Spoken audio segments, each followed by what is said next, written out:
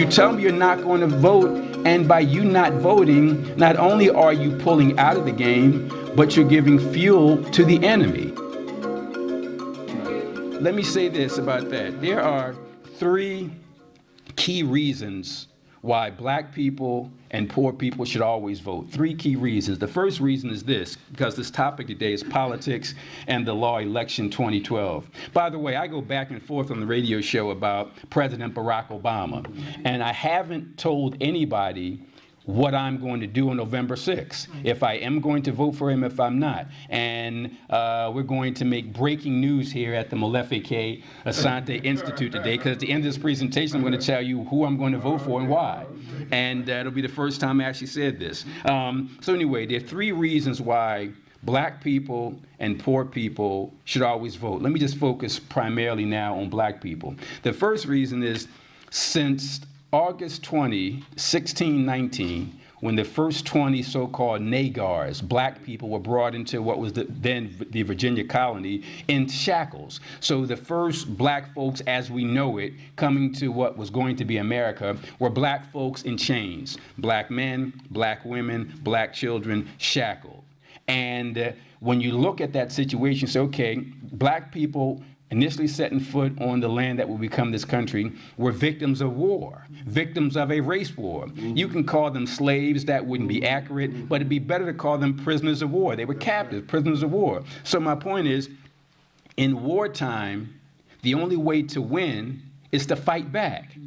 And how do you fight back in a war? Do you just pick up a gun or a bomb and fight? No, you think strategically. And what I mean by that is this: you find out what your enemy does not want you to do, and that's what you do. That's right. Because if your enemy got these concrete walls that constitute bomb shelters, you can drop all the bombs you want on him. It's not going to budge. If your enemy has these Kevlar bulletproof vests, you can fire all the bullets you want at him, but it's not going to register. So what you need is information. You need intelligence. You need to find out what's the enemy's weak point. What does the enemy not want you to do? And whatever he does not want you to do, you do that. Well, the enemy for us today doesn't want us to vote.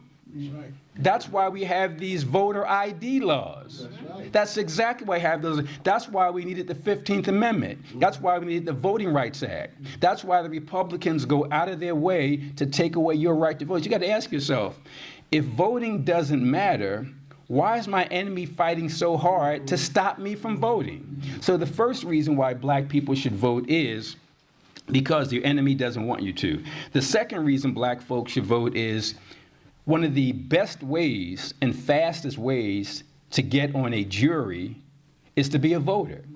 They get that jury pool from the voting registration books. They get that jury pool from the motor vehicle records. But a lot of people don't own cars. But people can vote if they're 18 or older. So even if you say, I don't want to vote, don't you want to protect the next Mumia Abu-Jamal? Right. Because there's going to be another one. Right. And if there's going to be another Mumia Abu-Jamal, you want to make sure that you're in that pool of persons who potentially could be on the jury. That's right.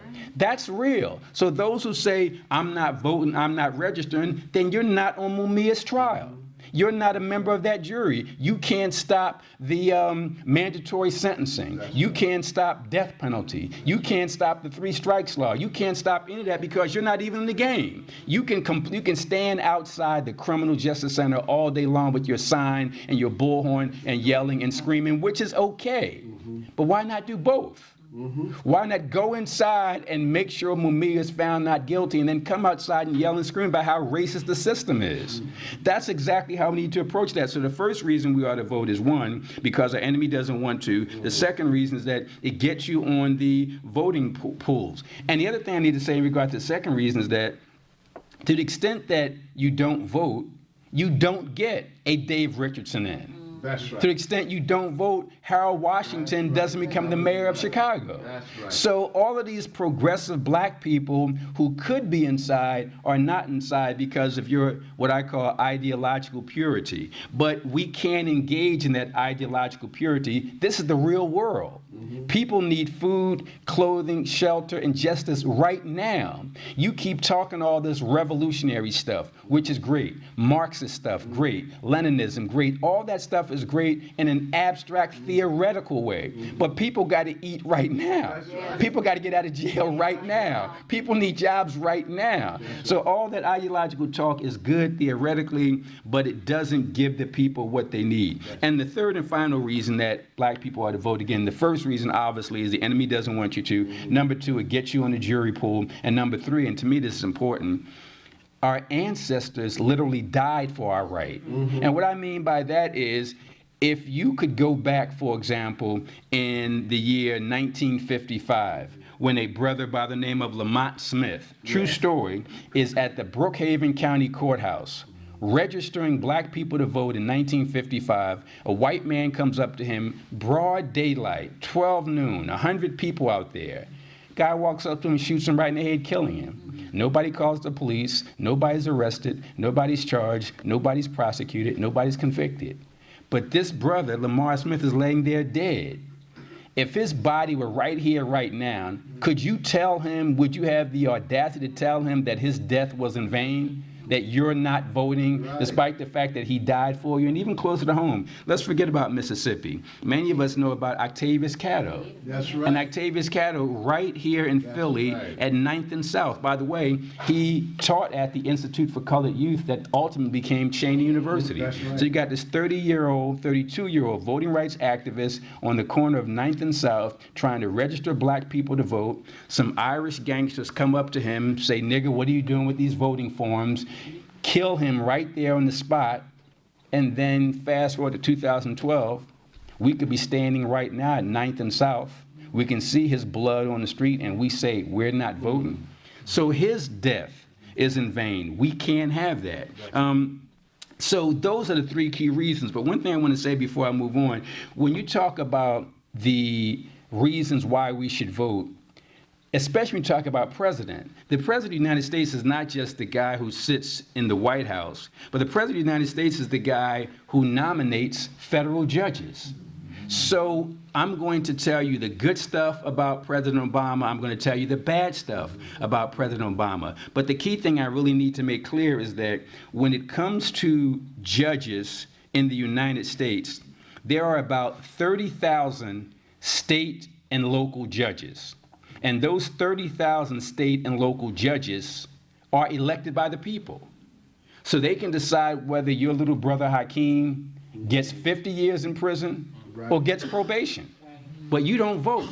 So if you don't vote, those 30,000 judges can throw little Hakeem in prison forever because you're not one of the persons who voted that judge in or voted him out because you don't vote. That's 30,000 state and local judges. But on the federal level, there are about 900 federal judges. I'm not just talking about the 9 on the U.S. Supreme Court, but right below that are judges on the Circuit Court of Appeals. And below that are the district court judges. So you look at all these district court judges, you look at all these circuit court judges, look at the Supreme Court judges, and they're about 900. So the President of the United States is responsible for appointing those members of the federal bench. On the federal level, judges are appointed for life. On the state level, they are elected for anywhere from as little as 6 years to maybe 10 years. But either way, the people have a direct input in federal judges through the president appointing them or state judges through us voting. And for you to say you don't vote, now you're turning over our future, our children, primarily black boys, to the people who do vote. Speaking of that, when I'm handling I do primarily, in fact, exclusively murder trials. And every time I'm in the courtroom, it's me and my 19, 20-year-old black male defendant. In fact, in all my years of being a defense attorney, I only had one white boy as a client. The rest have been young black men. And as he and I are sitting there, they'll bring in a pool of jurors. They call them a jury panel. And it's usually about 40. And those 40 persons fill out these forms, then they come up and sit one at a time. We ask questions. Interesting thing is that, and this is pretty much without exception, while the white people find reasons to get on the jury, black people find reasons to get off the jury. I mean, it's so amazing. You have situations where, the white person got 3 jobs, got 6 kids at home, but he's still trying to tell us how he could be on the jury. The black guy's unemployed, not doing anything, but he got to leave. And I'm like, that's just not how it goes. You can't complain about injustice and then turn it over to the very same people who have committed these injustices. So, and then the other thing is that we need to play our cards close to our vest. And what I mean by that is this. First of all, anytime you get a chance to be on a jury, especially a death penalty jury, please do it. What often happens is many black people oppose the death penalty because it's racist and classist. So there's a question on the form which says, do you have any religious, spiritual, or conscientious objection to capital punishment? And often black people would check yes, either because they do or because they realize that's their ticket out. If they say they oppose the death penalty, they're going to be off. And I always tell black people to answer that question, no. Say, no, I don't have any opposition. And I want to be clear, because when I say these things, I do them on the radio, and I do them when it's being taped and aired. So I'll never forget years ago when Johnny Sample was with us before he became an ancestor. I sat in for him on WHAT, and I was in the middle of a death penalty trial in the Criminal Justice Center. And I was on that show sitting in for Johnny Sample, basically telling black people to get on the jury and to make sure that there's no racism against blacks. I get to, and this might have been July 5th. So I get to court the next day, and the DA and the cops are going ballistic. They run to the courtroom and tell the judge that Michael Coard was on the radio last night telling black people not to convict black people. And I said, well, first of all, Judge, I didn't say that. Second of all, if I said it, where's the tape? Where's the evidence? And I'm smart enough not to say anything as dumb. I might think it, but I'm not going to say it. So anyway, what I tell black people when they are about to be questioned in a death penalty case, you might be opposed to the death penalty. And I have to admit, I'm opposed to the death penalty. So how do you answer the question honestly? If the question says, do you have any opposition based on religion, based on conscientious objection to the death penalty? And you might think, well, wow, I do have religious opposition and moral opposition, conscientious. But I always tell people this. The question doesn't ask, do you have this opposition 24/7, 7 days a week, 365? And I always tell people, imagine this. Imagine your sweet little infant granddaughter was kidnapped and tortured and raped and murdered, and you get the call that happened. What would be your split-second reaction if they catch the person? And that split second would be to kill them.